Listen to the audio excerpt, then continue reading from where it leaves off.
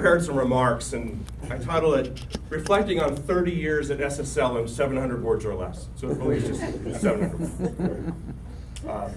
My internal view of SSL, in my head, what SSL means to me, it's been forged from the cumulative experiences with the people I have had the privilege to work with, right? We just aggregate those experiences. I had the great fortune to enter SSL, which at the time was Ford Aerospace, at Building 8 in our class of 1989. Among many other things, I learned there that your boss wasn't the person above you on the org chart, but rather the people you were working with that day or that week or that month. Deke Brown ran the organization at that time, and he taught us to be proud of our work, be proud of our organizations, and be proud of ourselves. Building 8 work took us to all over the campus. We walked to Building 12, we walked to Building 2, to Building 3. So we were often seen walking up and down Fabian Way.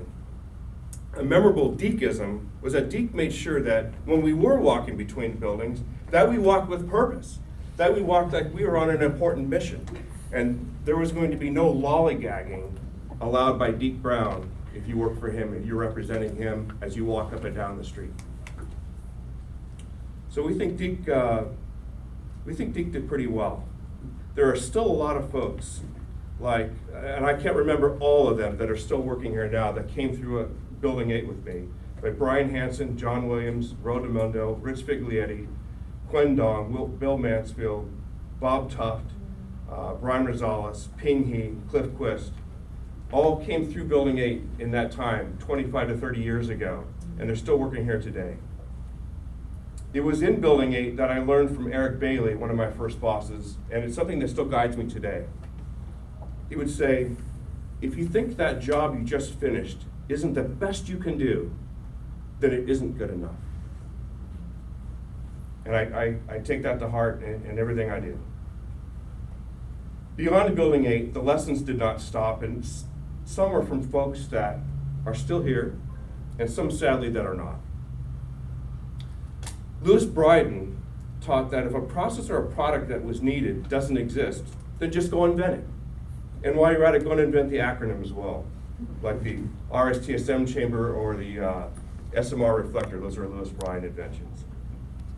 And long before there was a movie called The Martian, Mark Zanella showed that when presented with an overwhelming problem, like a spacecraft stuck in a thermal vacuum chamber with a broken corner fitting and you couldn't get it out, Mark would just science the shit out of it.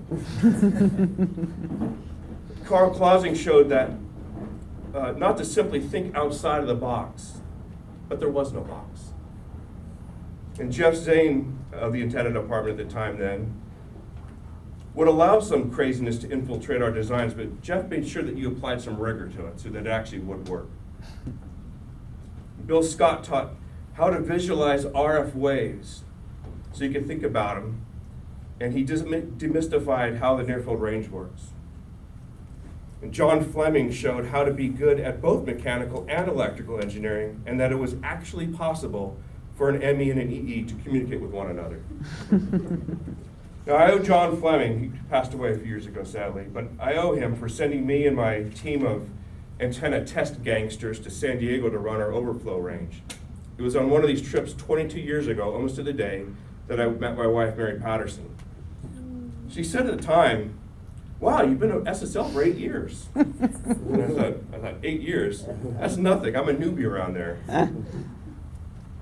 Hampton Chan has been my mentor, my custodian, and at times my warden for a long time.